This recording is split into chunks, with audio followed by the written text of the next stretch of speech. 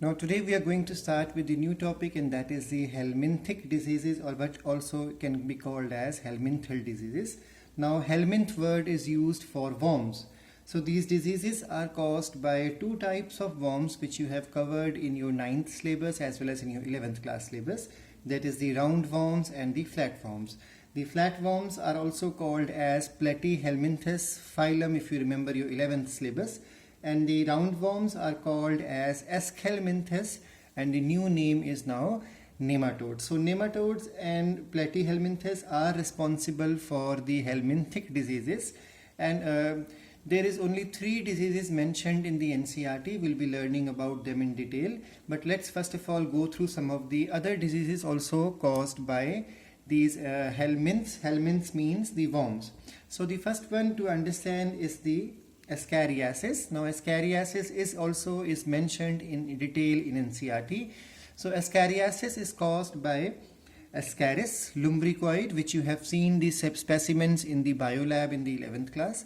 So Ascaris lumbricoid is a endoparasite of small intestine of human. And remember that there is no secondary host in the life cycle of Ascaris. That means there is only one host. So you can call Ascaris as a monogenetic type of host because its life cycle includes only one host. So Ascaris is an endoparasite of small intestine of human being. It is more common in children because they have the habit of eating soil or playing with the soil or clay, and that's why it is very easy for these parasites to enter into the digestive tract of kids. Now remember that the soil will carry eggs of Ascaris. So once these eggs enter inside the body, they develop into the larval stages. So we need to remember here that there is no other host involved in this process, but there are reservoirs also present. That means the Ascaris does not just infect human, they also infect pigs as well as other cattle. Symptoms involved are impaired digestive system, diarrhea and vomiting, and the reservoir of these worm is soil, water, and it enters easily through orophycal pathway. That means if the infected person defecates in open, then water and soil will be infected, because if the infected person defecates outside, then eggs will reach into the soil and water, and the new cycle with a small kid again will start, because kids have the habit of playing with the soil or eating soil. The drug involved in the treatment is chinopodium oil.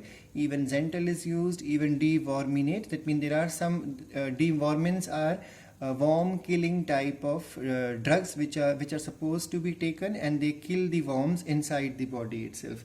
Remember, there are many larval stages in the life cycle of Ascaris which were supposed to be we have covered even already in the 11th class. After this, the second disease to understand is Filariasis. This is also explained in NCERT. Filariasis is also called as elephantiasis. Why elephantiasis? Because the legs of the person appears to be, if an infected person is there, the legs are going to appear bigger in size and they appear to be like elephant leg size. That's why it is called as elephantiasis.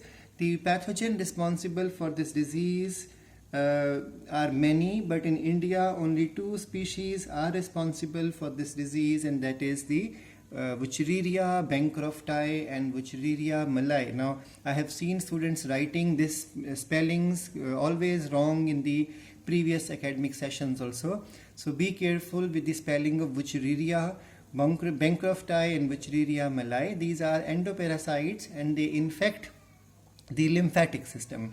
Remember that there are 2 hosts involved in the life cycle of Filaria, or life cycle of Wuchereria. The primary host is human and secondary host is the Culex fatigans female mosquitoes. So because there are 2 hosts involved, you can call this as an example of digenetic helminthes disease, because 2 hosts are involved to complete the life cycle. Sexual reproduction takes place in the case of human, and asexual reproduction takes place in the case of the Culex female mosquitoes. Now symptoms involved in this infection are enormous swelling of the arms, foot. Generally it infects the lower appendages of the body, that means foot, leg, even sometimes the breasts or otherwise scrotum also. These portions they appear deformed and awkward in appearance. Excessive thickening of the skin and subcutaneous tissue also takes place.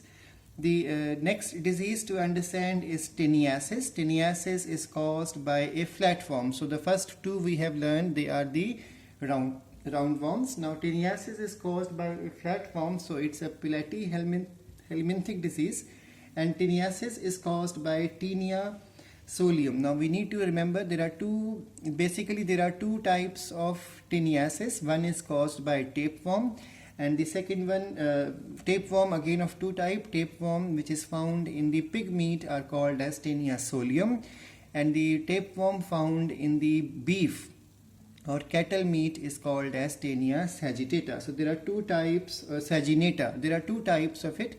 Taenia solium is the one which is generally discussed in the literatures, in the books. So Taenia solium tapeworm is an endoparasite of small intestine, and the primary host is human and secondary host is pig. Now in the same manner for the beef one also, primary host is human and secondary host are the cattle or beef, that means buffalo, cow, etc. So that means the reproduction is sexual reproduction occurs in human, and secondary host will be the one in which asexual reproduction occurs. So it is present in the pig muscle or is present in these animals also.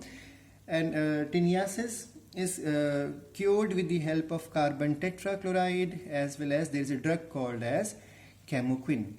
Now there is another infection caused by Enterobius vermicularis, which is a pinworm. So pinworm means again it's a round worm, and enterobiasis is the disease cause. It's the endoparasite of cecum, colon, and vermiform appendix. So you can consider it as a large intestine endoparasite.